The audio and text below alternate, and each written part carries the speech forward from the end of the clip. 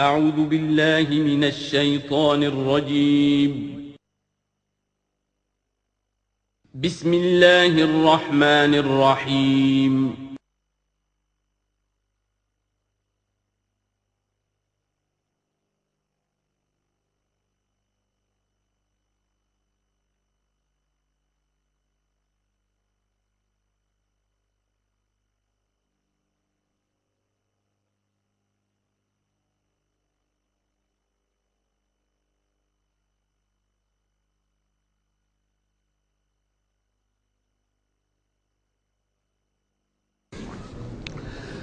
اعوذ باللہ من الشیطان الرجیم بسم اللہ الرحمن الرحیم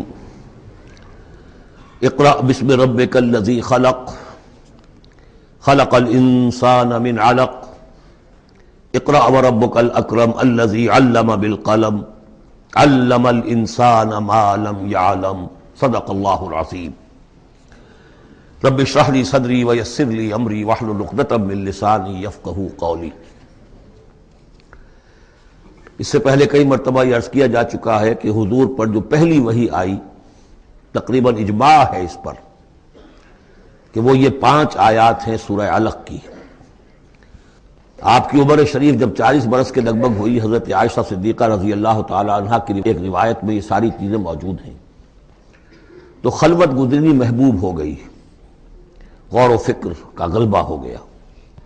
پھر آپ غار حرا میں جا کر کئی راتیں کئی دن قیام فرما ہوتے تھے، اور شارحین حدیث کا اس پر اجماع ہے کہ وہاں آپ کیا کرتے تھے؟ کان صفت و تعبدہ فی غار حرا تفکر والاعتبار، غور و فکر، سوچ بچار۔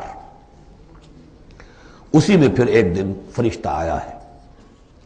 فرشتے کا آنا اور فرشتہ کیا لے کر آیا جس پر کہ اس نے یہ کہا اقرا، پڑھو، وہ ذرا بات ہے کہ جو ذرا پیچیدہ ہے، سمجھنے کی ہے، وہ عرض کروں گا آپ سے۔ روایت یہ ہے کہ فرشتے نے کہا اقرا، تو حضور نے فرمایا ما انا بقاری۔ فرشتے نے اپنے ساتھ بھیچا لگا کر سینے کے ساتھ، پھر چھوڑ دیا، کہا کہو اقرا۔ حضور نے پھر کہا میں ما انا بقاری، تیسری مرتبہ پھر کیا، 3 مرتبہ کرنے کے بعد پھر یہ اقرا بسم ربک الذی خلق۔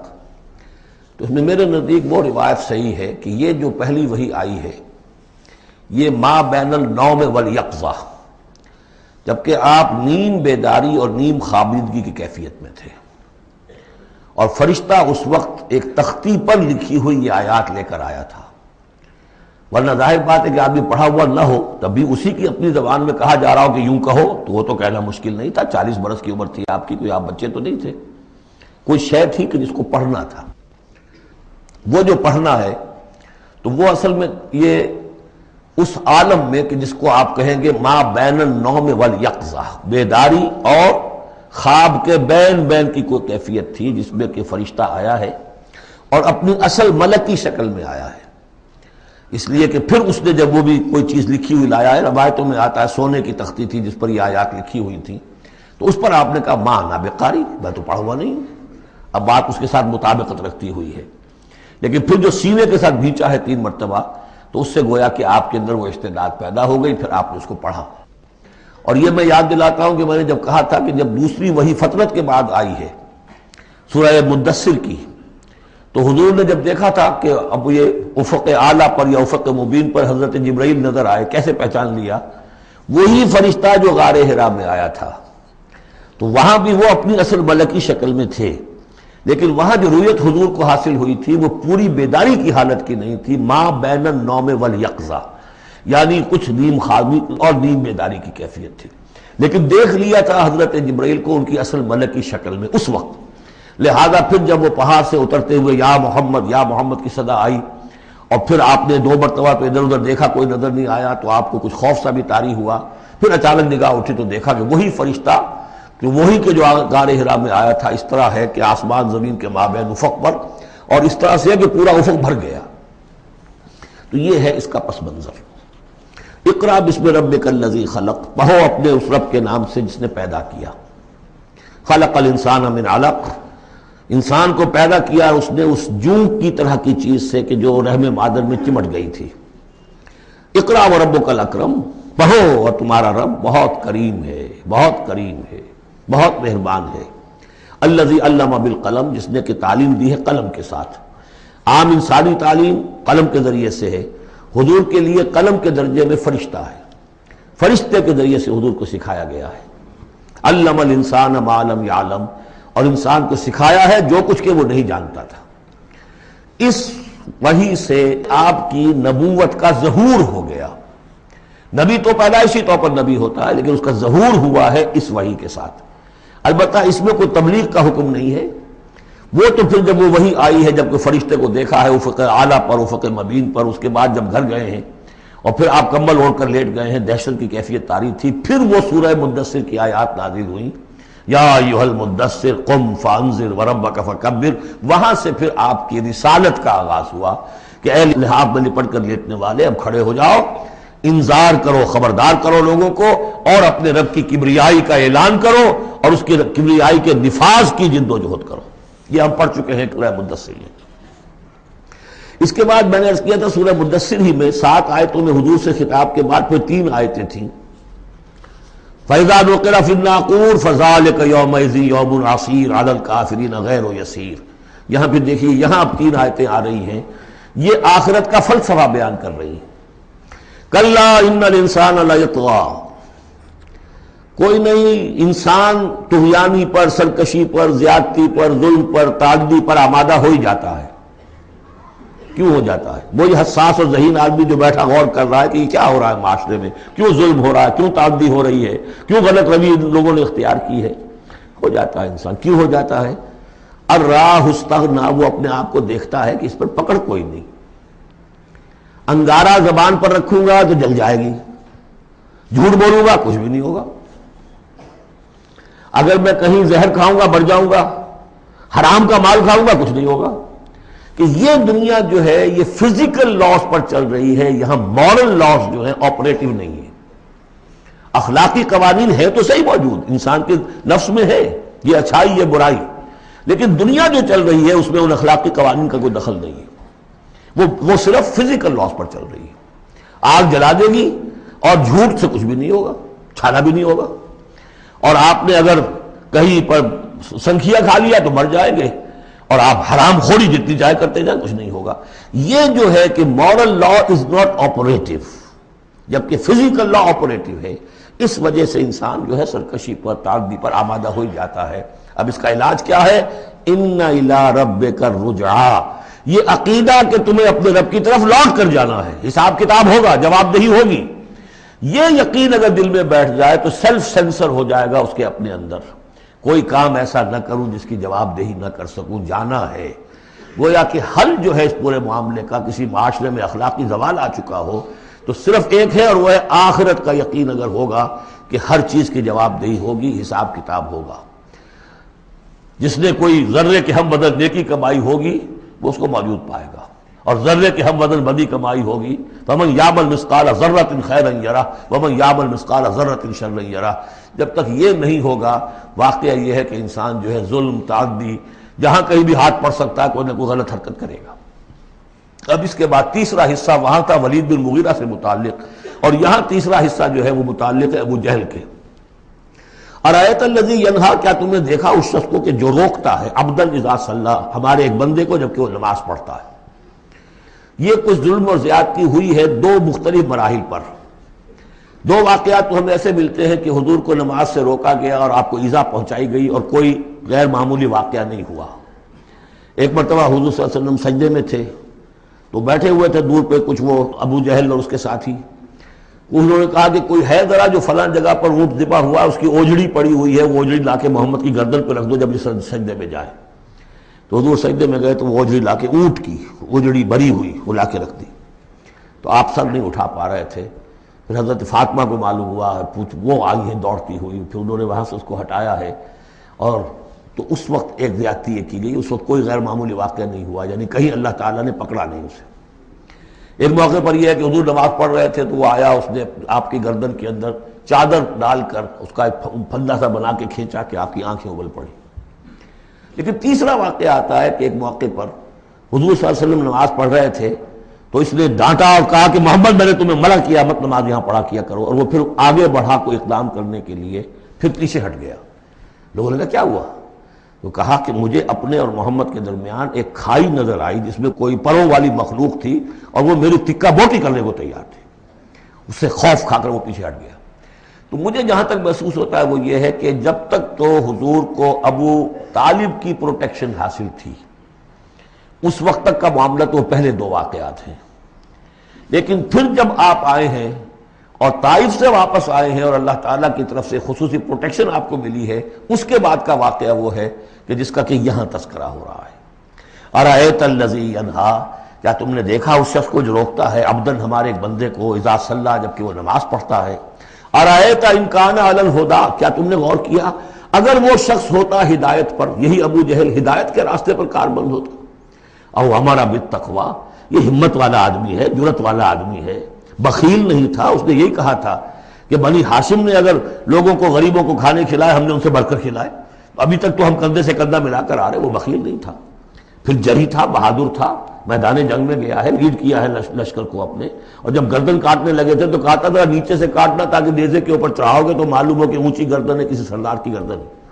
تو یہ چیزیں اس کے اندر تھیں، مرد میدان تھا. لیکن یہ ہے کہ وہ جو صدق بالحسنی والے معاملے پہ آ کے مار کھا گئے. لیکن یہ کہ اگر یہی شخص ایمان لے آیا ہوتا، ہدایت پر ہوتا، تقویٰ کی تعلیم دیتا، تو آپ سمجھیے پھر کیا ہوتا. گویا کہ ایک اور عمر فاروق مل گیا ہوتا اس امت کو. بالکل ان کی شخصیتوں کے اندر بڑا پیرلل انداز ہے. حضرت عمر بھی لڑنے بھڑنے والے آدمی، کشتیاں کرنے والے آدمی، ادھر سے جا رہے ہیں اس کو دھکا دے رہے ہیں، اس مزاج کے آدمی تھے. لیکن یہ کہ بہرحال ان میں وہ چیز موجود تھی کہ بخل نہیں اور بزدلی نہیں. ان دو چیزوں کے بعد جو ہے پھر یہ کہ تصدیق بالحسنی کے لیے اللہ تعالیٰ نے ایک راستہ کھول دیا ان کے لیے، تو ان کے وہ عمر فاروق بن گئے. اس لیے کہ دعا کی تھی محمد رسول اللہ نے. ارأیت ان کذب وتولی، کیا تم نے سوچا کہ اس نے جو جھٹلایا ہے منہ موڑ لیا ہے، الم یعلم بان اللہ یری، کیا یہ جانتا نہیں کہ اللہ دیکھ رہا ہے.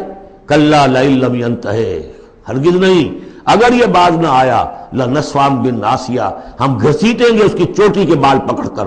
ناصیۃ کاذبۃ خاطئہ، یہ پیشانی کہ جو خطا کار ہے، جھوٹی ہے. فلیدعو نادیہ، تو بلا لے وہ اپنی پارٹی کے لوگوں کو، بلا لے اپنی مجلس کے لوگوں کو، ہم نشینوں کو. سندعو الزبانیہ، ہم بلا لیں گے جہنم کے فرشتوں کو. کلا لا تطعہ واسجد واقترب، اے نبی آپ اس کی بات نہ مانیے، آپ سجدہ کیجئے اور اللہ سے قریب ہو جائیے. بسم اللہ الرحمن الرحیم.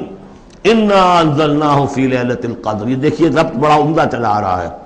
پہلی وحی کے فوراً بعد ہم نے اتارا ہے اس کو لیلۃ القدر میں. وما ادراک ما لیلۃ القدر، کیا تم جانتے ہو کیا ہے لیلۃ القدر. لیلۃ القدر خیر من الف شہر، وہ لیلۃ القدر 100 مہینوں سے بہتر ہے. تنزل الملائکۃ والروح، وہاں ہم پڑھ چکے ہیں تفصیل سے کہ یہ اینول بجٹ سیشن ہے اللہ تعالیٰ کا اس دنیا کے نظام کے لیے.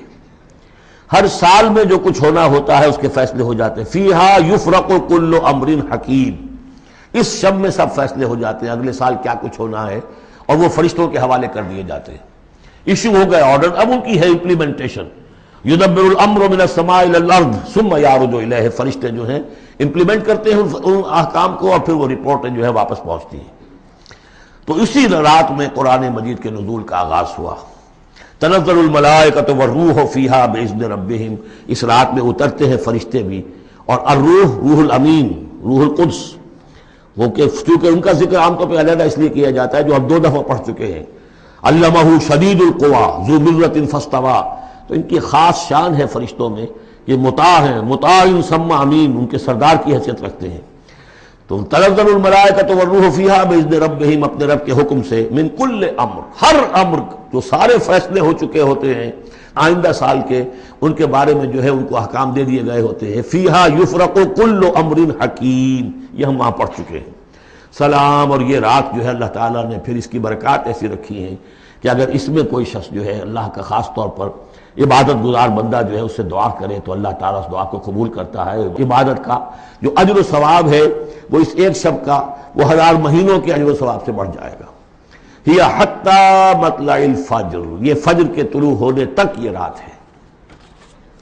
اب اس کے بعد ایک سورت جو آ رہی ہے اس کے بارے میں عام طور پر آپ کو لکھا ہوا مل جائے گا کہ یہ سورہ جو ہے یہ مدنیہ ہے، لیکن یہ کہ یہ اکثر سورتوں کے بارے میں یہ جو آخری ہیں ہر قرآن مجید میں کوئی نہ کوئی ایک رائے تو لکھی ہے، لیکن جب تفصیل دیکھتے ہیں تو بہت سی آراء ہیں اس میں، یہ کوئی ایک رائے نہیں ہوتی۔ میں نے جب تحقیق کی ہے تو حضرت عائشہ صدیقہ رضی اللہ تعالی عنہ کے قول کے مطابق یہ سورت بھی مکی ہے، مدنی نہیں ہے۔ سورۃ البینہ، بسم اللہ الرحمن الرحیم، لم یکن الذین کفروا من اہل الکتاب والمشرکین منفکین حتی تأتیہم البینہ، نہیں تھے وہ لوگ جنہوں نے کفر کیا تھا اہل کتاب میں سے اور مشرکین میں سے کہ انہیں علیحدہ کر دیا جاتا یا باز آ جاتے حتی تأتیہم البینہ، جب تک کہ ان کے پاس بینہ نہ آ جاتی ہے۔ ظاہر بات ہے کہ وہ گمراہی میں مبتلا تھے، کوئی بین چیز آئے، کوئی واضح چیز آئے جس سے کہ ان کو محسوس ہو جائے، شعور ہو جائے کہ ہم گمراہی پر ہیں۔ اور یا اس کا مفہوم یہ ہے کہ جب تک بین ان کے اوپر بات نہ آ جائے اس وقت تک انہیں کاٹا نہیں جا سکتا، انہیں اپنے سے علیحدہ نہیں کیا جا سکتا۔ منفق جو ہے یہ دونوں طریقے سے معنی دے گا۔ اب قابل غور کیا بات ہے، وہ بینہ کیا ہے؟ رسول من اللہ یتلو صحفا مطہرۃ فیہا کتب قیمہ، ایک رسول اللہ کی جانب سے جو تلاوت کرتے ہیں پاکیزہ اوراق کی، اور وہ فیہا، ان اوراق میں کیا ہے؟ بڑی مضبوط کتابیں لکھی ہوئی ہیں، احکام ہیں اللہ کے۔ کتاب کا لفظ خاص طور پر میں بتاتا آیا ہوں آپ کو کہ یہ احکام شریعت کے لیے آتا ہے۔ فیہا کتب قیمہ، یہ ہے وہ چیز کہ جب اللہ کا رسول اللہ کی کتاب لے کر آ جائے تو یہ بینہ اب ہو گئی، اب بات واضح ہو گئی، اب کسی شک و شبے کی گنجائش نہیں رہی۔ یہی سورہ طلاق میں ہم نے پڑھا تھا ذکرہ، قد انزلنا الیکم ذکرا رسولا یتلو علیکم آیاتہ، تو یہ جو ہے رسول جب تلاوت کرتا ہے، گویا کہ رسول اور کتاب مل کر بینہ بنے، اللہ کی کتاب اس کا معلم رسول مل کر بینہ بنے۔ اس اعتبار سے بینہ اور ذکرہ کی جو تعبیر ہوئی ہے اور اس کی ڈیفینیشن جو ہوئی ہے سورہ بینہ میں اور سورہ طلاق میں، وہ بہت اہم ہے۔ اب فرمایا وما تفرق الذین اوتوا الکتاب الا من بعد ما جاءتهم البینہ، یہ جن لوگوں کو کتاب دی گئی تھی انہوں نے جو پہلے بھی تفرقہ کیا ہے آپس میں، یہ جو بٹ گئے، یہ کوئی نصارہ بن گئے، کوئی یہودی بن گئے، پھر نصارہ میں نہ معلوم کتنے فرقے ہوئے اور یہودیوں میں کتنے فرقے ہوئے، یہ سارا تفرقہ ہوا کب؟ الا من بعد ما جاءتهم البینہ، مگر یہ کہ ان کے پاس بینہ آ چکی تھی، گویا کہ اس کے اب جرم کے وہ پورے طور پر اس کی سزا کے سزاوار ہو چکے۔ وما امروا، یہ آیت اس اعتبار سے بہت اہم ہے کہ دین کا پھر وہی خلاصہ جو ہم نے پڑھا تھا بہت ہی شد و بد کے ساتھ سورہ زمر میں، وہ پھر آ گیا۔ وما امروا الا لیعبدوا اللہ مخلصین لہ الدین حنفاء، اور انہیں حکم نہیں ہوا تھا مگر اس بات کا کہ بندگی کریں، پرستش کریں اللہ کی، لیکن اس کے لیے اپنی اطاعت کو خالص کرتے ہوئے۔ یہ نہیں کہ نماز تو اللہ کی پڑھ رہے ہیں لیکن یہ کہ اور کام اپنے نفس کی مرضی کے مطابق کر رہے ہیں، وہاں اللہ کے حکم کو ٹھکرا دیا ہے۔ کاروبار جو کر رہے ہیں وہ اور طریقوں سے کر رہے ہیں جو حرام ہے، تو یہ تو پھر بندگی نہ ہوئی۔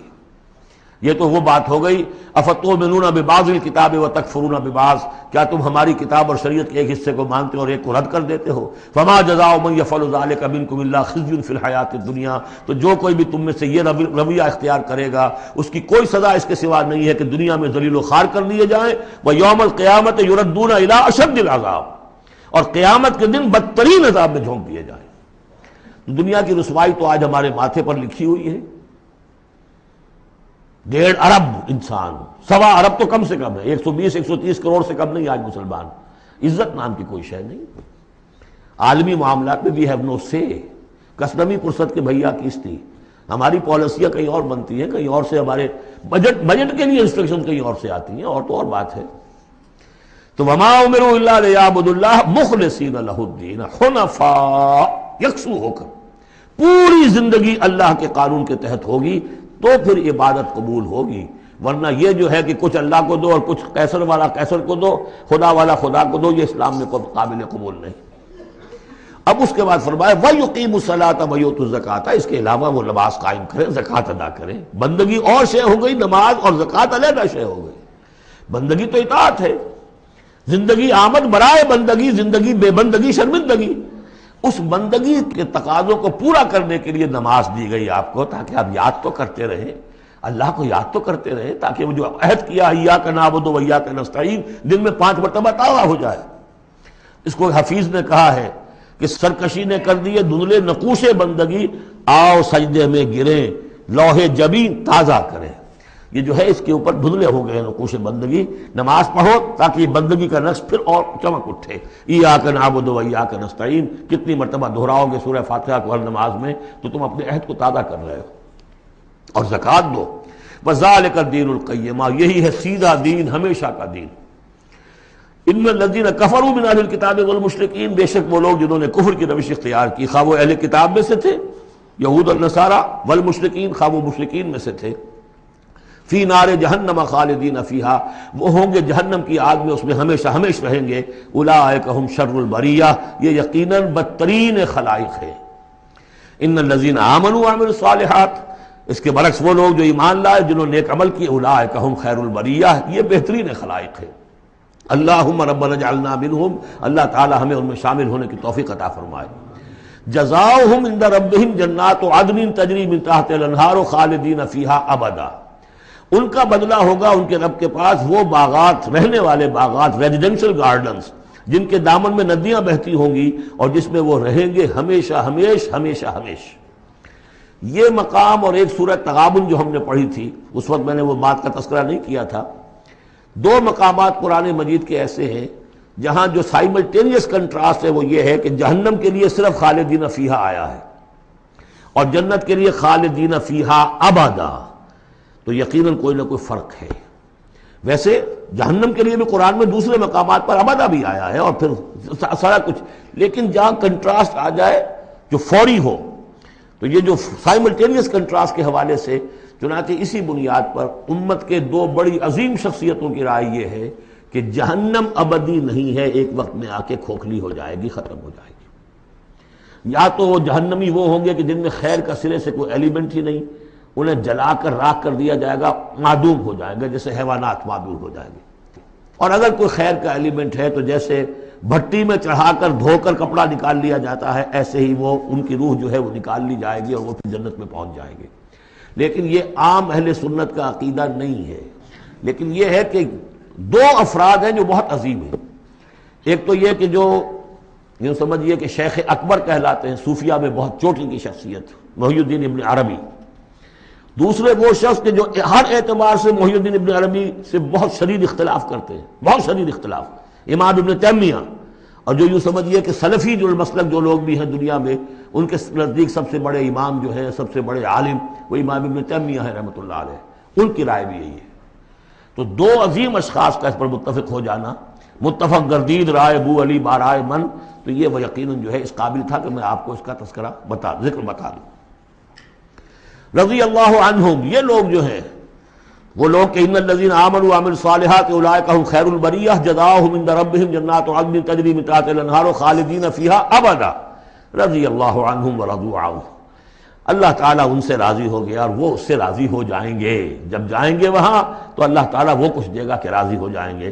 ذالک لمن خشی ربہ یہ ان کے لیے ہے جو اپنے رب سے ڈرتے رہے. اللہم ربنا اجعلنا منہم اللہم ربنا اجعلنا منہم. سورۃ الزلزال اس کے بارے میں بھی اختلاف ہے کہ یہ مکی ہے یا مدنی ہے. میرے نزدیک مکی ہے 100%. اور اس کے بارے میں ایک روایت یہ آئی ہے کہ حضور نے فرمایا ہے کہ یہ ایک سورت جو ہے 1000 آیات کے ہم وزن ہے اپنی فضیلت کے اعتبار سے. بسم اللہ الرحمن الرحیم اذا زلزلت الارض زلزالہا جب زمین ہلائی جائے گی جیسے کہ ہلائی جائے گی یعنی تم اس وقت اندازہ نہیں کر سکتے کیسے ہلائی جائے گی. اسی کا نقشہ کھینچا گیا ہے سورہ حج کے شروع میں یا ایھا الناس اتقوا ربکم ان زلزلۃ الساعۃ شیء عظیم. اس قیامت کا زلزلہ بہت بڑی شے ہوگا. یوم ترونھا تذہل کل مرضعۃ عما ارضعت وتضع کل ذات حمل حملها وترى الناس سکارى وما هم بسکارى ولكن عذاب اللہ شدید. تو اذا زلزلت الارض زلزالها واخرجت الارض اثقالها اور زمین اپنے سارے بوجھ نکال کر پھینک دے گی. انسان دفن ہوں گے چاہے دفن ہو چاہے کہیں سمندر میں غرق ہوئے ہو آخر ان کے اجزاء کہاں گئے اسی زمین میں ہے. سمندر کی تہہ میں بھی تو زمین ہی ہے کیا ہے اسی زمین میں یہیں سے نکلے تھے ان کے جسم منہا خلقناکم وفیہا نعیدکم ومنہا نخرجکم تارۃ اخری. وہ اپنے بوجھ نکال کے فارغ ہو جائے گی. وقال الانسان ما لہا انسان کہے گا اسے کیا ہوا یہ کیا حالات ہو گئے کیا صورت بنی ہے. یومئذ تحدث اخبارہا اس دن یہ زمین اپنی خبریں سنائے گی بھی کہ یہ حضرت انسان میری پیٹھ پر سوار ہو کر کیا حرکتیں کرتا رہا ہے اس کی خبر بھی دے گی. جیسے کہ فرمایا گیا سورہ حامیم و سجدہ میں، ہمارے اپنے ہاتھ ہمارے خلاف گواہی دیں گے، ہمارے اپنے پاؤں ہمارے خلاف گواہی دیں گے، ہماری اپنی جلدیں اور کھالیں ہمارے خلاف گواہی دیں گی. اور ہم کہیں گے گھبرا کر کہ لما شہدتم علینا، تم نے ہمارے خلاف کیوں گواہی دی، تم تو ہمارے عضو ہو. اور وہ کہیں گے انطقنا اللہ الذی انطق کل شیء، آج ہمیں بھی اللہ نے زبان دے دی، اس نے سب کو زبان دی تھی. تو یہ زمین بھی اپنے احوال سنائے گی. بِأَنَّ رَبَّكَ أَوْحَىٰ لَهَا، یہ اس لیے کہ اس کے رب نے اسے حکم دیا ہوگا، اس کی وحی اسے آ گئی ہوگی. یومئذ یصدر الناس اشتاتا، یہ اشتاتا وہی لفظ آ گیا شتا. ان سعیکم لشتا، تم اگرچہ انسان ہو، سبھی نظر آ رہے ہو انسان، لیکن یہ کہ تمہاری سعی و جہد کے رخ بالکل مختلف ہیں. فاما من آتا واتقى وصدق بالحسنى فسنيسره لليسرى واما من بخل واستغنى وكذب بالحسنى فسنيسره للعسرى. یہاں فرمایا وہ چیز اب وہاں ظاہر ہو جائے گی. یومئذ یصدر الناس اشتاتا، لوگ علیحدہ علیحدہ ہو جائیں گے. لیروا اعمالهم، تاکہ انہیں ان کے اعمال دکھا دیے جائیں. یہ اعمال نامہ ہے، کوئی ایک ہی بٹن دبے گا کسی اس بڑے جائنٹ کمپیوٹر کا جو اللہ نے رکھا ہوا ہے اپنے ہاں، وہ آپ کی پوری فلم اور آپ کا ایک ایک لفظ جو ہے موجود ہے. فَمَن يَعْمَلْ مِثْقَالَ ذَرَّةٍ خَيْرًا يَرَهُ، تو جس کسی نے ذرے کے ہم وزن بھی کوئی نیکی کمائی ہوگی وہ اسے اپنے سامنے موجود پائے گا. وَمَن يَعْمَلْ مِثْقَالَ ذَرَّةٍ شَرًّا يَرَهُ، اور جس کسی نے نیکی بدی کی ہوگی ذرے کے ہم وزن وہ سامنے. اب ذرہ کسے کہتے تھے عربی زبان میں؟ آپ نے شاید کبھی دیکھا ہو کہ یہ چیونٹیاں ہوتی ہیں، ان چیونٹیوں کے بھی انڈے ہوتے ہیں، ان انڈوں سے جو بچہ نکلتا ہے وہ ذر کہلاتا ہے. اب ظاہر بات ہے کہ ہر زبان کے اندر کسی شے کے لیے، چھوٹی چیز حقیر چیز کے لیے ان کی اپنے آبزرویشن سے وہ چیز لی جاتی ہے. جیسے میں نے آپ فتیلہ، کہ کھجور کی ناف میں جو لگا ہوا ہوتا ہے چھوٹا سا ایک تاگا سا، وہ فتیلہ ہے. نقیرہ وہ کیا ہے؟ تل. تو جو چیزیں بھی ان کے یہاں تھی مطلب چھوٹا، ذرے سے مراد ہے کہ سب سے چھوٹی شے. فَمَن يَعْمَلْ مِثْقَالَ ذَرَّةٍ شَرًّا يَرَهُ، اس کا نقشہ ہم دیکھ چکے ہیں سورہ کہف میں. جب وہ اعمال نامہ رکھا جائے گا، وَوُضِعَ الْكِتَابُ فَتَرَى الْمُجْرِمِينَ مُشْفِقِينَ مِمَّا فِيهِ وَيَقُولُونَ يَا وَيْلَتَنَا مَا لِهَذَا الْكِتَابِ لَا يُغَادِرُ صَغِيرَةً وَلَا كَبِيرَةً إِلَّا أَحْصَاهَا وَوَجَدُوا مَا عَمِلُوا حَاضِرًا، جو کیا ہوگا موجود ہوگا. یہ چار صورتیں جو زلزال سے شروع ہوئی ہیں یہ ایک مزاج کی ہیں. اس میں وہی آخرت کا انذار بہت ہی یعنی بالکل جس کو کہا جائے کہ یعنی دو ٹوک انداز میں. سورۃ العادیات بسم اللہ الرحمن الرحیم والعادیات ضبحا فالموریات قدحا فالمغیرات صبحا فاثرن به نقعا فوسطن به جمعا. یہ پانچویں اور آخری صورت ہے اس اسلوب کی جو صافات سے شروع ہوا تھا. والصافات صفا فالزاجرات زجرا، پھر آئی والذاریات ذروا، اور پھر اس کے بعد آئی والمرسلات عرفا، پھر آئی والنازعات غرقا، اور یہ آخری ہے والعادیات ضبحا. اور ان قسموں کے بارے میں بھی اجماع ہے، ان کے معنی میں کوئی اختلاف نہیں ہے. وہ گھوڑے کے جو دوڑتے ہیں ہانپتے ہوئے، قسم ہے ان گھوڑوں کی، یا گواہ ہیں وہ گھوڑے جو دوڑتے ہیں ہانپتے ہوئے. فالموریات قدحا، پھر وہ اپنے سموں سے چنگاریاں نکال رہے ہوتے ہیں. جب وہ کسی پتھر کے ساتھ ٹکراتے ہیں تو چنگاری نکلتی ہے. فالموریات قدحا فالمغیرات صبحا، اور پھر وہ الصبح in the small hours of the morning جا کر غارت گری کرتے ہیں. یہ عربوں کا جو کلچر تھا، ان کی جو تہذیب تھی، لوٹ مار، اور لوٹ مار کے لیے ان کا وقت مقرر تھا small hours of the morning, جبکہ بہت سکون سے لوگ سوئے ہوئے ہیں، ٹھنڈی ٹھنڈی ہوا چل رہی ہوتی ہے، بہت ہی مریض کو ساری رات بھی اگر نیند نہ آئی ہو تو اس وقت آ جاتی ہے. وہ وقت ایسا ہوتا ہے. اس میں جاتے تھے وہ برق رفتاری کے ساتھ گھوڑوں پر جا کر لوٹ مار کیا، قتل کیا، اور پھر بھاگے وہاں سے. یہ ان کا عام جو ہے کلچر ہے. لیکن اس میں استعمال کون ہو رہا ہے؟ گھوڑا. اچھا یہ گھوڑا جو ہے پھر ان کی جنگوں میں بھی استعمال ہوتا تھا، جبکہ آمنے سامنے جنگیں ہیں، وہ جنگوں کے اندر جاتا تھا، حالانکہ اس کی تو کسی سے لڑائی نہیں ہے، وہ صرف اپنے مالک کی وفاداری کر رہا ہے، جو اسے کچھ کھلا دیتا ہے، کوئی دانہ ڈالتا ہے، کوئی کبھی اس کے جو ہے وہ مالش کر دیتا ہے، اس کا اتنا وفادار ہے کہ فرمایا فالمغیرات صبحا فاثرن به نقعا، اور پھر جا کر وہ گرد اٹھاتا ہوا دوڑ کر جاتا ہے فوسطن به جمعا، اور جمعیت کے اندر گھس جاتا ہے. آپ کو معلوم پچھلی زمانوں میں کیا ہوتا تھا، لے کر نیزہ اور یا کوئی اور شے جو ہے وہ سوار گھوڑے کو لے کر دوڑا ہے، کس میں؟ دشمن کے اندر صفوں میں گھس رہا ہے، اور تیر آ رہا ہے، گھوڑا مر رہا ہے، ہوتا ہے، تلوار لگی ہے، گھوڑا مر گیا ہے. تو گھوڑا یہ رسک کیوں لے رہا ہے؟ یہ ہے اصل میں اس صورت کی جو اصل مرکزی بات ہے، محض یہ بات، انسان جو اس کا مالک ہے اس کا خالق نہیں ہے، صرف یہ ہے کہ اسے دانہ ڈالتا ہے، اسے گھر پہ باندھتا ہے، اس کی سیوا کرتا ہے۔ اس صرف دانہ دینے اور سیوا کرنے پر اس کے اندر اتنی وفاداری ہے کہ وہ اپنے مالک کی ذرا سی ایڑ کی تھوڑی سی اس کا اشارہ ہوتا ہے اور ہوا کی طرح بات کرتا ہے، جہاں اس کو حکم ہوتا ہے وہ دوڑتا ہے، اپنی جان جوکھوں میں ڈالتا ہے۔ اب فرمایا ان الانسان لربہ لکنود، لیکن یہ انسان اپنے رب کا بڑا ناشکرا ہے۔ وہ جو کھلاتا ہے، پلاتا ہے، رزق دیتا ہے، جو خالق ہے، یہ وفاداری اللہ کے لیے انسان میں نہیں۔ کتے کی وفاداریاں دیکھو، گھوڑوں کی وفاداریاں دیکھو، ان میں کتنی وفاداری ہوتی ہے۔ والعادیات ضبحا فالموریات قدحا فالمغیرات صبحا فاثرن بہ نقعا فوسطن بہ جمعا ان الانسان لربہ لکنود۔ کنٹراسٹ، ایک اس کا طرز عمل ہے، ایک اس انسان کا طرز عمل ہے۔ وَإِنَّهُ عَلَىٰ ذَلِكَ لَشَهِيدٌ بَلِ الْإِنسَانُ عَلَىٰ نَفْسِهِ بَصِيرًا، سورہ قیامہ میں جو ہم نے پڑھا ہے اسے خود بھی معلوم ہے کہ میں ناشکری کر رہا ہوں۔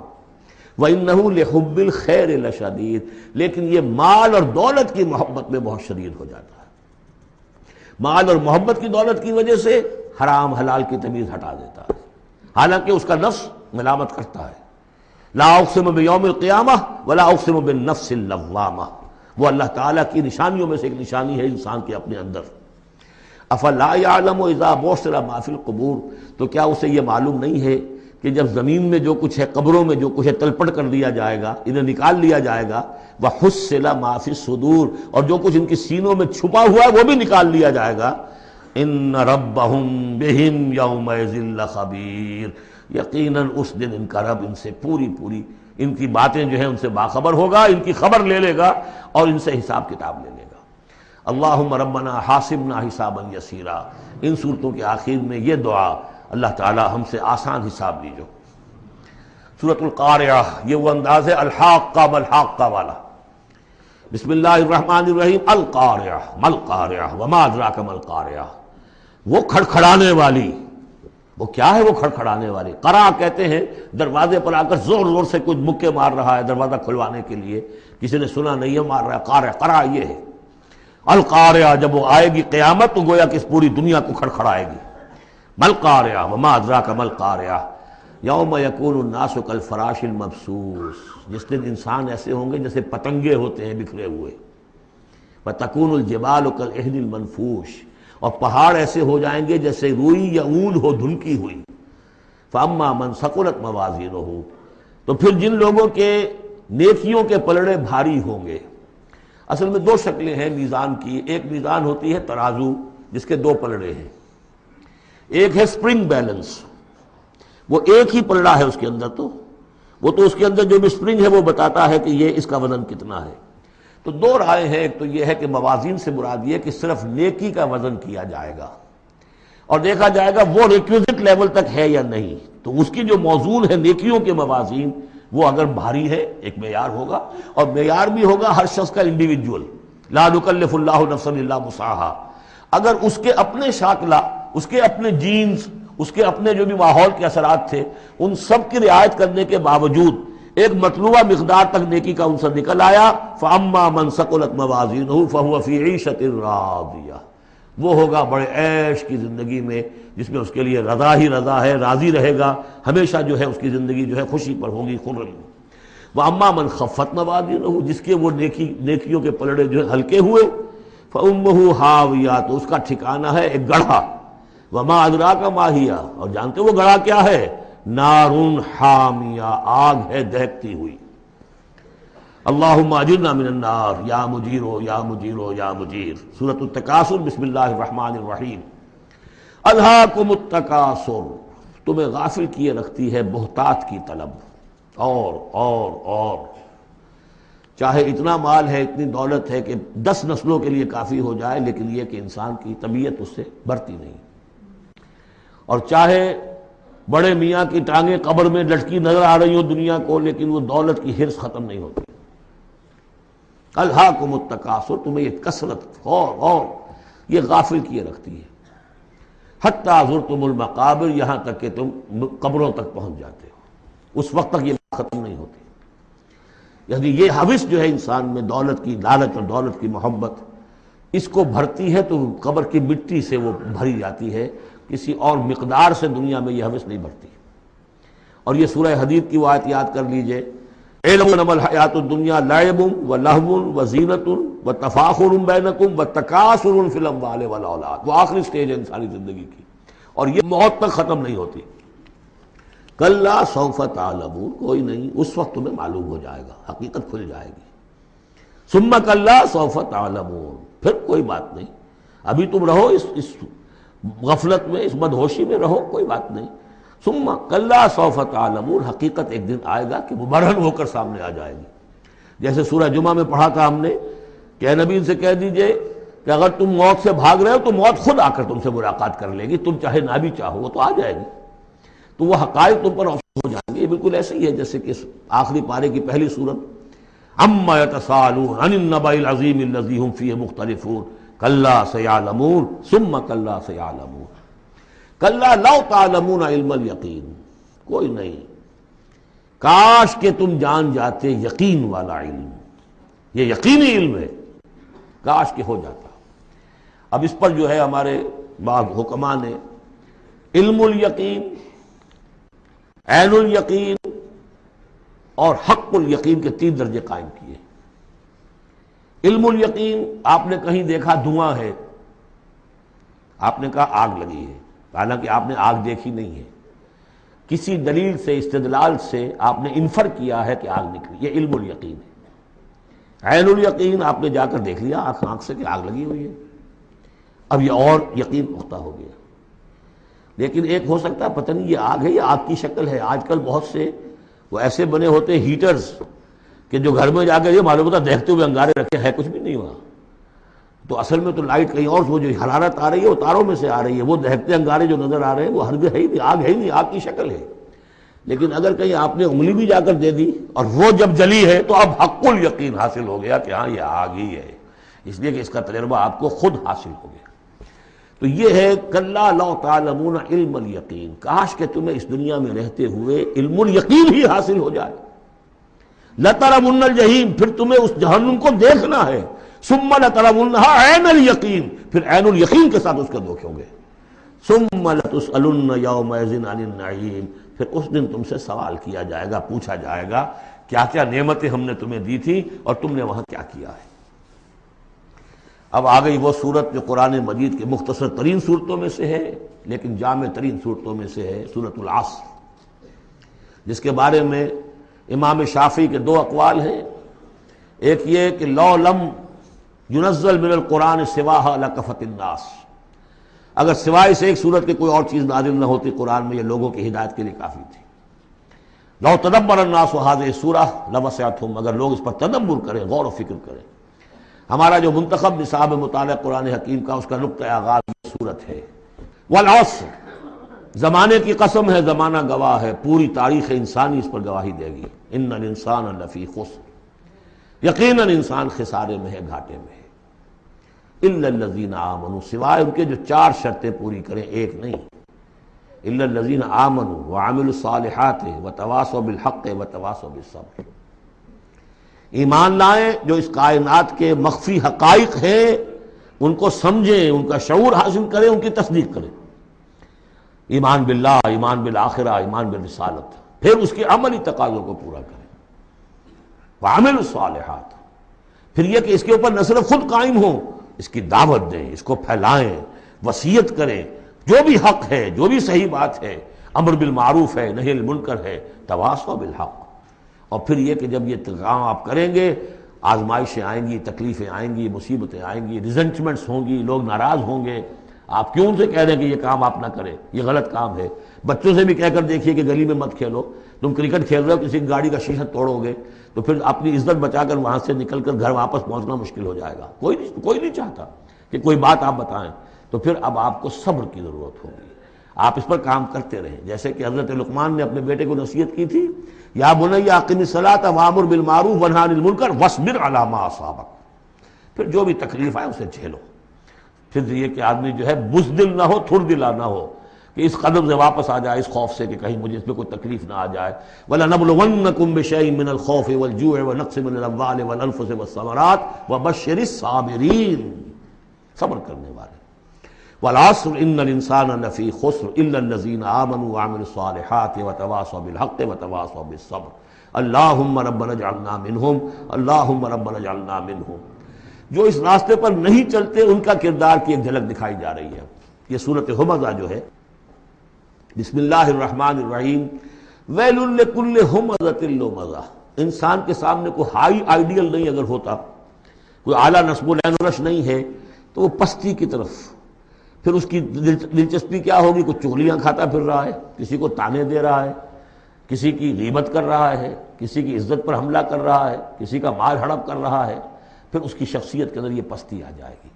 وہی جس پستی کو دیکھ کر ایک حساس انسان مایوس ہو جاتا ہے کہ انسان میں خیر کوئی ہے ہی نہیں، یہ تو گویا کہ گندگی کی ایک پوٹ ہے۔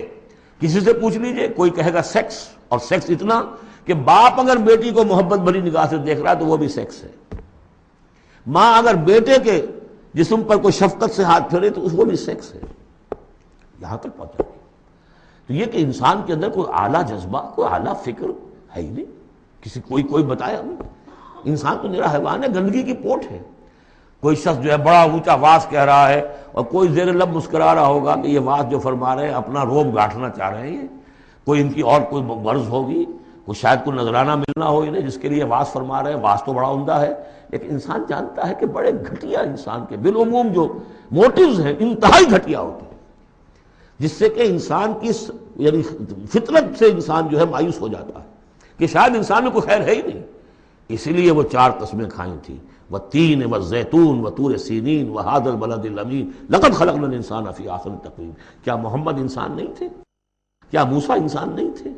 کیا عیسیٰ انسان نہیں تھے؟ کیا نوح انسان نہیں تھے؟ انسانی عظمت کے اوپر اتنی بڑی بڑی گواہیاں موجود ہیں، لیکن جب آتا ہے تو واقع ہے کہ اس سے پست کوئی نہیں، پھر اسفل سافلین۔ جتنا کینہ انسان میں پیدا ہو جاتا ہے اونٹ کے اندر نہیں ہے، جتنی شہوت انسان میں پیدا ہو جاتی ہے سور میں نہیں ہوتی۔ یہ ساری چیزیں جو ہیں، نقالی جتنی انسان کرتا ہے اتنا آپ کسی بندر میں نہیں دیکھیں گے نقالی کرتے ہوئے، اور جتنا یوں سمجھیے کہ انسان کے اندر خونخواری پیدا ہو جاتی ہے، بھیڑیوں کو مار دے جاتا ہے انسان۔ جو کچھ ہوتا ہے جب نیشنلزم کا بھوت سوار ہوتا ہے سر پر، بچوں کو، چھوٹے چھوٹے بچوں کو اچھال کر بلموں میں اور نیزوں کے اندر کون پروتے رہے؟ انسان پروتے رہے۔ سن 47 میں پروئے گئے کہ نہیں؟ وہ انسان تھے، بھیڑیے سے زیادہ، کوئی بھیڑیا ایسا کام نہیں کرے گا۔ ویل لکل ہمزۃ لمزہ، بڑی خرابی ہے اس شخص کے لیے کہ جو عیب چنتا رہتا ہے لوگوں کے اور تانے دیتا رہتا ہے۔ الذی جمع مالا وعددہ، جس کی ساری سعی و جہد اسی میں رہی، مال کمایا اور اسے گنتا رہا، اب میرے ایسٹس اتنے ہو گئے، آج کی بیلنس شیٹ اس سال کی جو ہے اس میں یہ اضافے ہو گئے۔ یحسب ان مالہ اخلدہ، کچھ گمان یہ کرتا ہے شاید کہ اس کا مال اسے ہمیشہ باقی رکھے گا۔ ظاہر بات ہے آدمی جانتا ہے مجھے مرنا ہے، لیکن اسی مال کو صرف کر کے وہ کوئی ایسے نشانات دنیا میں چھوڑ کے جانا چاہتا ہے کہ جس سے اس کا نام زندہ رہے۔ پیرامڈز کیوں بنائے گئے؟ calm and self-possessed, still and resolute. The pyramids، یہ اہرام مصر اتنے اونچے اونچے، ہزارہا انسان اس پہ لگے رہے ہوں گے تب یہ بنے ہوں گے، کتنی بڑی بڑی چٹانیں، کتنے لوگ ان کے نیچے دب کر مرے ہوں گے۔ Pyramids echo unto eternity, the defiant cry of man's will to survive and conquer the storms of time۔ تو مال سے انسان نے اپنے نام کو زندہ رکھنے کی کوشش کی ہے۔ کلا، ہرگز نہیں، لَيُنبَذَنَّ فِي الْحُطَمَةِ، یہ جھونک دیا جائے گا حطمہ میں۔ وَمَا أَدْرَاكَ مَا الْحُطَمَةُ، اور تم جانتے ہو کہ وہ کیا ہے؟ حطمہ کیا ہے؟ نار اللہ الموقدہ، وہ آگ ہے سلگائی ہوئی، التی تطلع علی الافئدہ، جو دلوں کے اوپر بھڑکے گی۔ اب یہ آگ کون سی ہوگی؟ ایک تو ہمارے زمانے میں ایک صاحب تھے، اگرچہ وہ کوئی عالم دین تو نہیں تھے، انگریزوں کی فوج میں رہے تھے تو کچھ انہوں نے چیزیں پڑھی تھی، وہ اس حطمہ کو ایٹم سے تعبیر کرتے ہیں، اور ایٹم کا جو ہوتی ہے، جو آپ کو معلوم ہے کہ پھر اس سے جو پھیلتی ہے اس کی، چاہے وہ براہ راست آگ نہیں ہوتی، وہ اس کا فال آؤٹ جو ہے وہ یقیناً جو ہے کہ جو چیر کے انسان کے وجود پہ چلا جاتا ہے اندر۔ یہ چیزیں ہیں، کون کون سی آگیں ہیں؟ آپ سمجھیے ایک آگ تو وہ ہے لکڑی سے ہم نے جلائی ہے، وہ جلاتی ہے تو اس کو جلاتی ہے، ایک آگ وہ ہے جو انفرا ریڈ ریز ہے، الٹرا وائلٹ ریز ہے، یہ کوئی اور ریز ہے، یہ کھال کو کچھ نہیں کہتی، اندر جا کے جس آپ جسم کے جس حصے کو چاہتے ہیں اسے حرارت پہنچاتی ہے۔ وہ آگ جو ہے نار اللہ الموقدہ التی تطلع علی الافئدہ، دلوں پر جا کر وہ روشن ہوگی، انہا علیہم موصدہ، پھر بند کر دی جائے گی تاکہ ساری حرارت انہی کے اوپر رہے، فی عمد ممددہ، بڑے اونچے اونچے لمبے ستونوں میں۔ اب جو 10 صورتیں رہ گئی ہیں ان میں سے اکثر کا تعلق سیرت النبی سے ہے صلی اللہ علیہ وسلم، اور اس میں سب سے پہلے جو ہے عرب کا وہ جو ماحول اس وقت کا تھا جس میں اپنے حضور پیدا ہوئے ہیں، آپ کی ولادت باسعادت ہوئی ہے، اور اس کے کچھ واقعات کی طرف اور ان کا جو معاشی اس وقت کا معاملہ تھا خاص طور پر قریش کا، اس کی طرف اشارہ ہے۔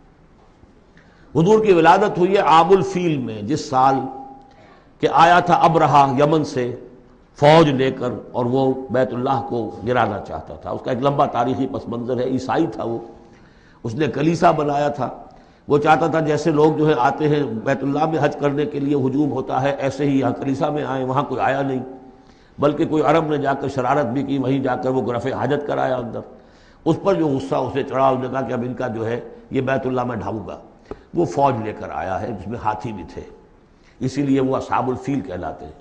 لیکن اللہ تعالیٰ نے اپنے اس گھر کی حفاظت فرمائی معجزانہ طریق پر، چھوٹے چھوٹے پرندے بھیجے ہیں جو سمندر کی طرف سے غول کے غول آئے، اور ان کے چونچوں میں اور ان کے پنجوں میں چھوٹے چھوٹے کنکر تھے، لیکن وہ کنکر جب وہ اوپر سے آ رہا ہے تو وہ گولی کا کام کرتا ہے، اس کی جو ویلوسٹی ہے اور مومنٹم جو بنتا ہے اس کا اوپر سے گرنے کی وجہ سے، تو اس نے گولیوں کا کام کیا اور پوری فوج جو ہے تہس نہس ہو گئی۔ الم تر کیف فعل ربک باصحاب الفیل، کیا تم نے دیکھا نہیں کیا حشر کیا تمہارے رب نے ان ہاتھی والوں کا؟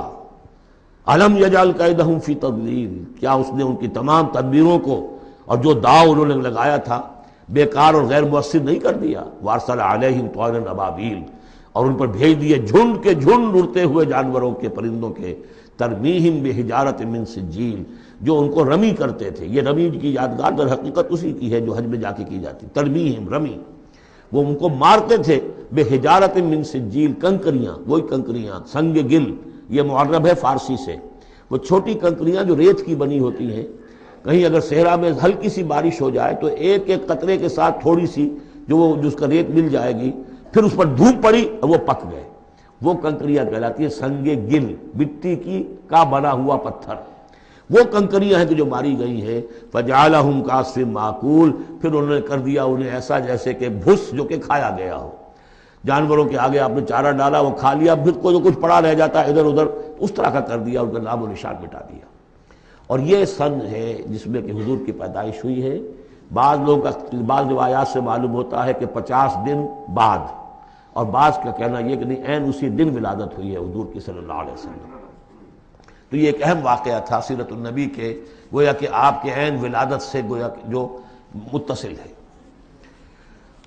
سورۃ قریش، بسم اللہ الرحمن الرحیم، لإلاف قریش إیلافہم رحلۃ الشتاء والصیف فلیعبدوا رب ھذا البیت الذی اطعمہم من جوع وآمنہم من خوف۔ قریش کو مانوس رکھنے کے لیے اللہ نے ان کے دلوں میں محبت ڈال دی، رحلۃ الشتاء والصیف، سفر کی سردیوں میں بھی اور گرمی میں بھی۔ اس میں اشارہ ہو رہا ہے کہ جو ایسٹ ویسٹ ٹریڈ میں قریش کو مونوپولی حاصل ہو گئی تھی۔ پہلے یہ ٹریڈ قوم سبا کے ہاتھ میں تھی، جبکہ عروج کا دور تھا یمن کا، تو ہوتا یہ تھا کہ ہندوستان سے اور جاوا اور ملایا اور سماٹرا، بورنیو اور چین سے سارا جو سامان تجارت آتا تھا وہ یمن کے ساحل پر، کیونکہ نہر سویس تو تھی نہیں۔ اب ایک طرف وہ ہے فار ایسٹ، ایک طرف ہے یورپ، اور یورپ کو اور فار ایسٹ کو ملانے والے کوئی آبنائے نہیں ہے، پانی، اور وہ راستہ جو ہے round the Cape of Good Hope, وہ تو 1498 میں واسکو ڈی گاما نے تلاش کیا ہے، گویا کہ حضور کی بعثت کے بعد 800 برس بعد۔ اس وقت کیا شکل تھی کہ سارا یورپ کا سامان تجارت آیا تھا فلسطین کے ساحل پر، شام کے ساحل پر، اور یہاں سے سارا مال آ کر اترتا تھا یہ یمن کے ساحل پر۔ تو کچھ عرصے پہلے تک تو کوئی 150-200 برس پہلے تک حضور سے یہ ساری تجارت یمنیوں کے ہاتھ میں تھی. یمنی قافلے لے کر چلتے تھے، یہاں سے اس مال کو لے گئے وہ وہاں تک شام تک، پھر وہاں سے مال لے آئے، اور یہ ایک طرح سے گویا کہ ایسٹ اینڈ ویسٹ جو ٹریڈ تھی اس میں انہیں کی پوزیشن حاصل تھی. پھر جب سیل العرم آیا ہے، ان پر سیلاب آیا ہے، وہ تباہ و برباد ہو گئے، تو پھر یہی ایسٹ ویسٹ ٹریڈ جو ہے یہ قریش کے ہاتھ میں آ گئی. اور ان کو خاص طور پر پروٹیکشن یہ حاصل تھی کہ چونکہ یہ خانہ کعبہ کے متولی تھے اور وہاں تمام قبیلوں کے بت رکھے ہوئے تھے، گویا کہ سب کے خدا ہاسٹیج تھے ان کے پاس، لہذا ان کے قافلے پر کوئی حملہ نہیں کر سکتا تھا، کسی اور کا قافلہ بچ کے جا نہیں سکتا. اس قافلے کو لوٹتے تھے بدو، اور اس کو جو ہے کوئی حفاظت نہیں ہوتی تھی. لیکن قریش کا قافلہ بدو دور رہتے تھے کہ یہ تو خانہ کعبہ کے متولی ہیں، اور اگر ہم نے ان کا قافلہ لوٹا یہ ہمارا بت اٹھا کے پھینک دیں گے باہر وہ خانہ کعبہ سے. اس لیے انہیں اس خانہ کعبہ کی وجہ سے وہ پوزیشن حاصل ہوئی کہ انہیں تونگری اور دولت مندی حاصل ہو گئی. اور پھر یہ ایسا کرتے تھے، سردیوں کے زمانے میں یہ اپنا چکر لگاتے تھے یمن کا، اور گرمیوں کے زمانے میں جاتے تھے شام کی طرف، فلسطین کی طرف، کیونکہ وہ گرم علاقہ ہے تو وہ سردیوں میں، اور یہ چونکہ زیادہ ٹھنڈا علاقہ تھا وہ گرمیوں میں. لإلاف قریش، اس واسطے کے مانوس رکھا قریش کو، الافہم رحلۃ الشتاء والصیف، ان کے دلوں میں وہ الاف سے مراد کیا ہے کہ سفر جو ہے ان کا جاڑے کا اور گرمی کا، اس سے ان کو گویا کہ مانوس کر دیا. فَلْيَعْبُدُوا رَبَّ هَٰذَا الْبَيْتِ، پس انہیں بندگی کرنی چاہیے، پرستش کرنی چاہیے اس گھر کے مالک کی، اس گھر کے رب کی. انہوں نے یہاں لا کے 360 بت رکھ دیے ہیں.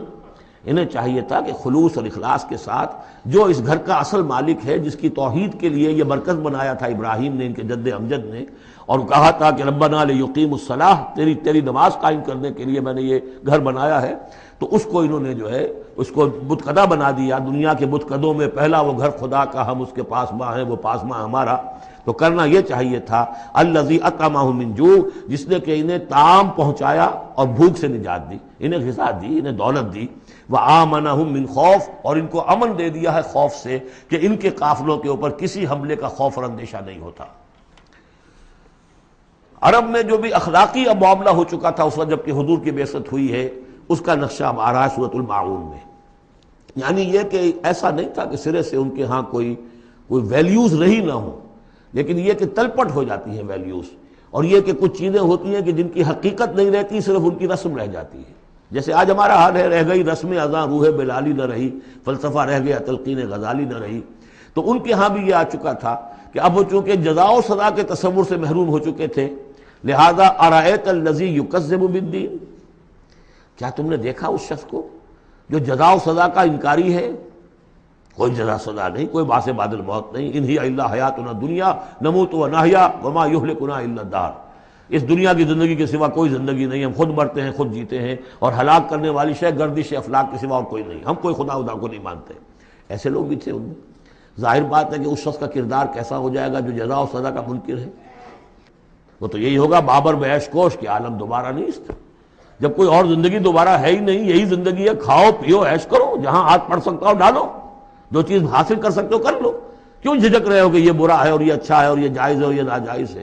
پھر تو طریقہ یہی ہوگا. تو وہ کردار کیا بنتا ہے اگر جزا و سزا کا انکاری ہوگا انسان، تو کردار کیا بنے گا؟ فَذَلِكَ الَّذِي يَدُعُّ الْيَتِيمَ، وہی ہے کہ جو یتیم کو دھکے دیتا ہے. کیوں کھلائے یتیم کو؟ کون سا فائدہ ہے اسے سے؟ وَلَا يَحُضُّ عَلَىٰ طَعَامِ الْمِسْكِينِ، اور کسی مسکین کو کھانا کھلانا خود تو درکنار، کسی اور کو بھی اس کے لیے کوئی تلقین کرنے کو تیار نہیں. اس لیے کہ اندیشہ یہ ہے کہ میں اسے تلقین کروں گا تو پلٹ کر مجھ سے نہ کہے کہ تم کیوں نہیں کھلاتے. فَوَيْلٌ لِّلْمُصَلِّينَ، ان کے ہاں نماز تو ہے، نماز کا حلیہ انہوں نے بگاڑ دیا ہے. وہ سورہ انفال میں ہم پڑھ چکے ہیں، سیٹیاں بجاتے تھے، تالیاں بجاتے تھے، لیکن وہ نماز سمجھتے تھے اسے. وہ طواف کرتے تھے خانہ کعبہ کا، اور اس میں سب سے اونچا طواف سمجھتے تھے اس کو کہ مادر ذات برہنہ ہو کر طواف کیا جائے. یہ سارے تکلفات ختم کر کے، اور بالکل جیسے دنیا میں آئے تھے، اللہ نے جب ہمیں بھیجا تھا تو اللہ کے گھر میں آئیں تو اسی طریقے سے آئیں جیسا کہ اللہ نے دنیا میں ہمیں بھیجا. اب ان کے یہ تصورات تھے. فَوَيْلٌ لِّلْمُصَلِّينَ الَّذِينَ هُمْ عَنْ صَلَاتِهِمْ سَاهُونَ، تو تباہی ہے، ہلاکت ہے، بربادی ہے ان نماز پڑھنے والوں کے لیے جو اپنی نمازوں سے غافل ہیں. اس کی روح ختم ہو چکی ہے، شکلیں بھی بدل دی گئی ہیں. ہمارے ہاں اللہ کا شکر ہے اس امت میں شکل نہیں بدلی ہے. صلو کما رأیتمونی اصلی، اللہ کا فضل ہے. اس طرح کی بدعات وہاں ہمارے ہاں نہیں ہے. لیکن یہ ہے کہ روح جو ہے، روح نماز، حضور قلب، آدمی نماز پڑھ رہا ہو تو احساس ہو کہ میں کس کے سامنے کھڑا ہوں، اور پھر جو کہہ رہا ہو اس کو سمجھ رہا ہو، اور خلوص و اخلاص سے کہہ رہا ہو ایاک نعبد و ایاک نستعین، پھر اس پر عمل کرتا ہو، وہ کہاں کتنے ہیں؟ ایک رسم ہے، رہ گئی رسم اذاں روح بلالی نہ رہی، فلسفہ رہ گیا تلقین غزالی نہ رہی، نماز و روزہ و قربانی و حج یہ سب باقی ہیں، تو باقی نہیں۔ الذین هم عن صلاتهم ساہون الذین هم یراؤون، اور اگر کوئی نیکی کا کام کرتے ہیں تو دکھاوے کے لیے، تاکہ اس سے کچھ شہرت ملے، بڑا بہت سخی آدمی ہے۔ وَيَمْنَعُونَ الْمَاعُونَ، لیکن ان کی شخصیت کے اندر پستی کا عالم یہاں تک آ گیا ہے کہ عام استعمال کی چیزیں بھی مانگے تانگے نہیں دیتے۔ عرب میں بھی رواج تھا بھئی کہیں سے کسی کے چولہے میں سے کوئی انگاری لے آؤ تاکہ ہم آگ روشن کر لیں، نمک ہے کسی سے مطلوب ہے تو اس کا کوئی جھجک نہیں ہوتی تھی، نمک دے دیا جاتا تھا، لیکن وہ لوگ ان چیزوں میں بھی آ کر شقی ہو جاتا ہے۔ سورۃ الکوثر، اس پس منظر میں محمد الرسول اللہ کا ظہور ہو رہا ہے۔ یہ تین صورتیں جو ہیں اس نے پس منظر رکھا، ایک نے تاریخی، ایک نے ان کا معاشی اور اقتصادی، ایک نے ان کی اخلاقی اور مذہبی حیثیت۔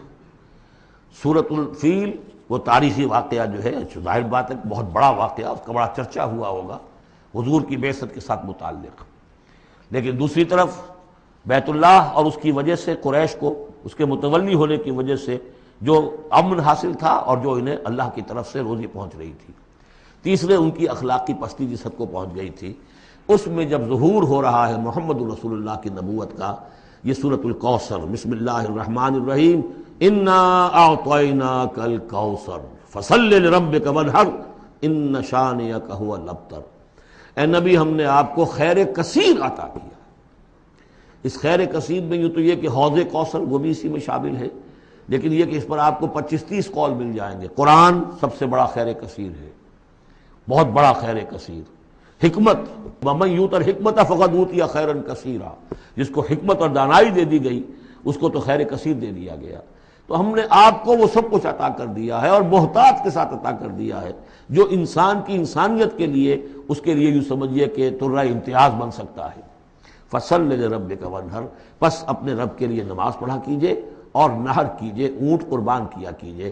یہ گویا کہ عید الاضحیٰ کا نقشہ آ گیا۔ فصل لربک، پہلے ہم نماز پڑھتے ہیں دوگانا عید الاضحیٰ، اور پھر جا کر ہم قربانی کرتے ہیں۔ وانحر ان شانئک ھو الابتر، یقیناً آپ کا دشمن ہی ہے کہ جو دم کٹا ہو جائے گا۔ اس کا پس منظر یہ ہے کہ جب حضور کے ایک صاحبزادے بچپنی میں فوت ہو گئے تو کچھ جو کفار تھے مکے کے، انہوں نے بڑی خوشیاں منائیں کہ ایک ہی بیٹا تھا، باقی تو ان کی بیٹیاں ہیں۔ آپ کو معلوم ہے کہ 4 بیٹیاں تھیں حضور کی صلی اللہ علیہ وسلم، لیکن یہ کہ بیٹا جو تھا وہ ایک ہی تھا، وہ اللہ نے اٹھا لیا، تو بڑے خوشیاں منائی گئیں کہ یہ تو اب دم کٹا جیسے ہوتا ہے جس کا کوئی پیچھے نام نہ رہ جائے۔ بیٹیوں سے تو نام چلتا نہیں، نام تو چلتا بیٹوں سے، تو اب ان کا تو کوئی تذکرہ ہی نہیں رہے گا، کوئی بات نہیں، جب تک یہ ہیں آگے کوئی نام لینے والا نہیں۔ تو فرمایا کہ نہیں، ان کو تو کروڑوں بیٹے اللہ عطا کرے گا، کروڑوں اربوں بیٹے عطا کرے گا۔ ہاں اے نبی، آپ کا دشمن ضرور ہے کہ جس کا نام لیوا کوئی نہیں رہے گا۔ یہ جو ہے سورۃ الکافرون، یہ گویا کہ ایک اعلان ہوتا ہے آخری کسی نبی کی طرف سے کہ جب کہ وہ اپنی دعوت پیش کر چکا ہو، اتمام حجت کر چکا ہو، ہر طرح سے بات واضح ہو چکی ہو، اور قوم اس کی نہ مان رہی ہو، تو پھر وہ اعلان برات کرتا ہے، اب میرا تم سے کوئی تعلق نہیں۔ قل یا ایھا الکافرون لا اعبد ما تعبدون، کہہ دیجئے اے نبی، اے کافروں۔ یہ انداز کبھی بھی داعیانہ نہیں ہوتا، داعی کا انداز ہوتا ہے یا ایھا الناس، اے لوگوں، اے خدا کے بندو، یا ایھا الکافر، یہ ہے گویا کہ اعلان برات اس وقت جبکہ اب وہ سیپریشن ہو رہی ہے۔ آپ دیکھیں گے لکم دینکم ولی دین، ٹھیک ہے، تم نے جو تھا اپنے لیے چن لیا، اب تمہیں مبارک ہو، میرا دین وہ ہے جس پر میں قائم ہوں۔ تو گویا کہ اب تمہارے درمیان ڈائلاگ بھی ختم ہے۔ قل یا ایھا الکافرون لا اعبد ما تعبدون، میں ہرگز پوجنے والا نہیں اس کو جنہیں تم پوجتے ہو، ولا انتم عابدون ما اعبد، نہ تم پوجنے والے اس کو جسے میں پوجتا ہوں۔ اس میں نفی ہو رہی ہے۔ وہ کہتے تھے ہم تو اللہ کو بھی پوجتے ہیں، ہاں اس کے ساتھ کچھ اور چیزوں کو بھی پوجتے ہیں، لیکن اللہ کا پوجنا اگر کسی شرک کے ساتھ ہے تو وہ نفی ہے اس کی بالکل۔ ولا انتم عابدون ما اعبد، کوئی تمہارا اپنا تصور کا اللہ ہوگا کہ خدا جو تم نے بنا رکھا جسے پوج رہے ہو، میں جسے پوج رہا ہوں اسے تم نہیں پوج رہے۔ ولا انا عابد ما عبدتم، اور نہ ہی میں ہمیشہ آئندہ بھی کبھی بھی پوجنے والا ہوں اس کا جس کی بندگی تم کر رہے ہو، ولا انتم عابدون ما اعبد، نہ تم پوجنے والے ہو اس کی جس کو میں پوج رہا ہوں، لکم دینکم ولی دین، اب میرے اور تمہارے راستے علیحدہ ہو گئے، تمہارے لیے تمہارا دین، جو طریقہ تم نے اختیار کیا ٹھیک ہے، تمہیں مبارک ہو، میرے لیے میرا دین ہے۔ بارک اللہ لی ولکم فی القرآن العظیم ونفعنی وإیاکم بالآیات والذکر